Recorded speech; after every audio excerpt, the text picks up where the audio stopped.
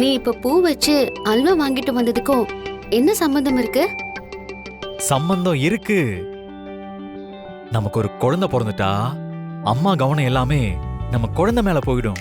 நமக்கு பிறக்க போற பேரனையோ பேத்தியையோ கொஞ்சிக்கிட்டு அப்புறம் உன் பக்கமே வரமாட்டாங்க மாயா. உன்னை வெறுக்கவும் மாட்டாங்க. அதனால நம்ம குழந்தை பாக்கியத்தை தள்ளி போட வேண்டாமே. ஓ அப்படியா? ஆமா மாயா.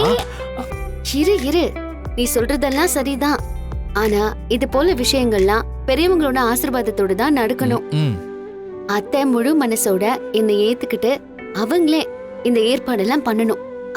அது வரைக்கும் நாம பொறுமையா தாண்டா இருக்கணும். அட போ மாயா. அம்மா மனசு மாறி அவங்க ஏற்பாடு பண்ணி அதுக்கப்புறம் இதெல்லாம் நடக்கிற காரியமா என்ன? முதல்ல நடக்கிற காரியத்தை பேச. ஏண்டா நடக்காது?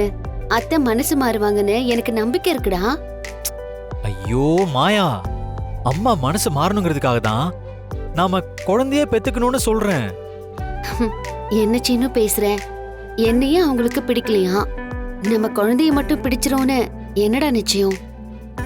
என் மேல இருக்கிற வெறுப்ப அவங்க குழந்தை மேல காட்டிடக்கூடாதுன்னு தான் நான் இப்படிலாம் சொல்றேன். அட போ மாயா, நல்லா ஏமாத்துற நீ. இப்படியே பண்ணிட்டு இருந்தேன்னு வச்சுக்கோயேன், அப்புறம் நான் இந்த மாயாவுக்கு பதிலா சாயான்னு யாரையாவது தேடி போயிடும் பாத்துக்கோ. ஓஹோ, துரைக்கு அந்த அளவுக்கு தைரியம் வந்துருச்சா? அப்படிலாம் உன்னை போக விட மாட்டேன். போயிடுவியா என்ன? சொல்லுடானா போயிடுவியா? வாய்ப்பு இருக்கு.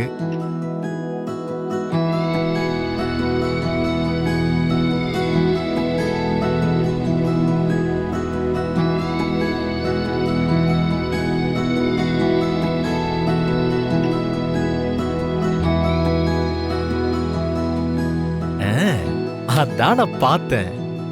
நீ சும்மாதான சொன்ன. இந்த நேரத்துல அவன் மனச மாத்தி என் பையனை என்கிட்ட இருந்து பிரிக்க பாக்குறியா? விட மாட்டேன்டி, விடவே மாட்டேன். இந்த பத்மா யாருன்னு உனக்கு கூடிய சீக்கிரத்துல காட்டுறேன்.